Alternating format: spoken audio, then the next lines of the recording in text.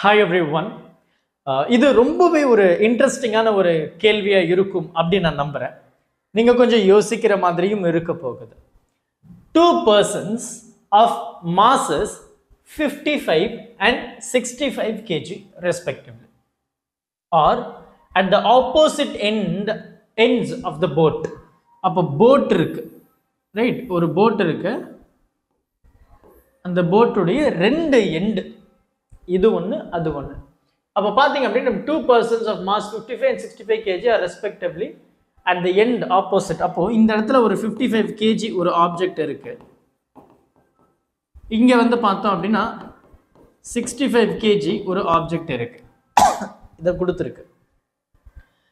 The length of the boat, இந்த போட்டினுடைய length 3 metre and weight 100 kg. இது இந்த போட்டுடைய எடை 100 kg இருக்கு. The 55 kg man walks up. நல்லா கவனிங்க, 55 கிலோ இந்த பர்சன்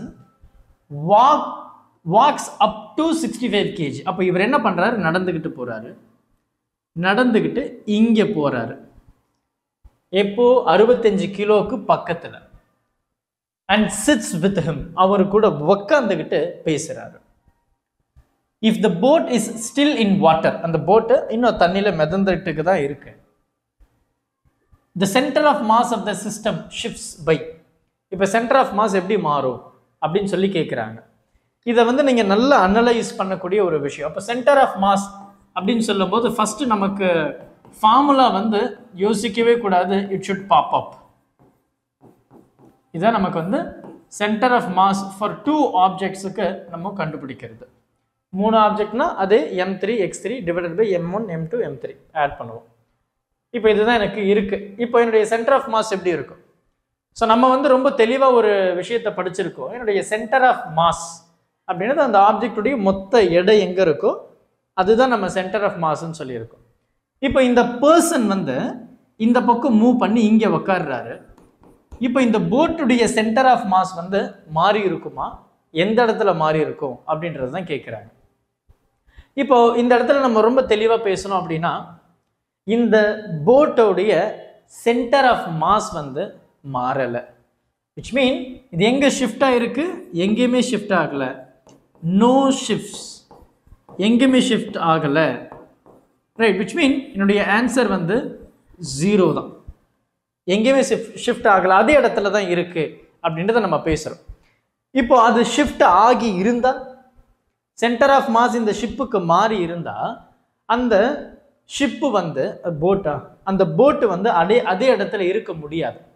இதோ ஒரு பக்கம் வளைஞ்சு இருக்கணும், விச் மீன் கவுந்து இருக்கணும் இல்லையா? என்னுடைய சென்டர் ஆஃப் மாஸ் மாறும்போது. சார் எனக்கு புரியல சார். இப்போ நம்ம பெரிய பெரிய ஷிப் எல்லாம் பார்த்துக்கிட்டு இருக்கோம், கடலில், மூவிஸில், நிறைய இடத்துல we are watching, ரைட்? இல்லை ஒரு பெரிய படகு, மீன் பிடிக்கிறதெல்லாம் வீடியோஸ் எல்லாம் போட்டுட்டு இருப்பாங்க. அதில் பார்த்தீங்கன்னா கிட்டத்தட்ட ஒரு 10 பேர் 20 பேர் இருப்பாங்க. பெரிய பெரிய ஷிப்ஸில் ஈவன் 1000 நம்பர்ஸ் கூட இருப்பாங்க. அப்போ 1000 பேர் ஒரே இடத்துலயே உக்காந்துட்டு இருக்க முடியும்? இந்த மாதிரி they are moving. அப்போ அவங்க இந்த முனையிலிருந்து அந்த முனைக்கு போவாங்க, 1000 பேரும் அந்த முனையில போய் நிற்கலாம். பட் என்னுடைய mass, which mean centre of mass, அந்த ஷிப்புக்கு மாறாது. ஏன் மாறாது அப்படின்னு பார்த்தீங்கன்னா, இது எல்லாமே ஒரே ஒரு சிஸ்டம் தான், ஒரே ஒரு சிஸ்டம் தான், ஒன் சிஸ்டம் அப்படின்னு சொல்லும்போது இது எல்லாமே இன்டர்னலாக அந்த ஆப்ஜெக்ட்லேயே வரக்கூடிய ஒரு சிஸ்டமாக நம்ம கன்சிடர் பண்ணுறோம். எக்ஸ்டர்னல் ஃபோர்ஸ் வந்து இதில் வரலை. வெளியில இருந்து நம்ம எந்த ஃபோர்ஸும் கொடுக்கல. ஆல்ரெடி ஷிப்புக்கு உள்ளேயே இருக்கக்கூடிய மக்கள் தான் மூவ் ஆகுறாங்க. வெளியிலேருந்து யாருன்னா ஜம்ப் பண்ணாங்கன்னா சென்டர் ஆஃப் மாஸ் மாறும்னு சொல்லலாம். இங்கே அப்படி கிடையாது. இது உள்ளேயே தான் இருக்காங்க, உள்ளேயே தான் மூவ் ஆகுறாங்க. அப்போ ஷிப்பினுடைய சென்டர் ஆஃப் மாஸ் எங்கன்னா ஷிஃப்ட் ஆகுமா? ஆகாது.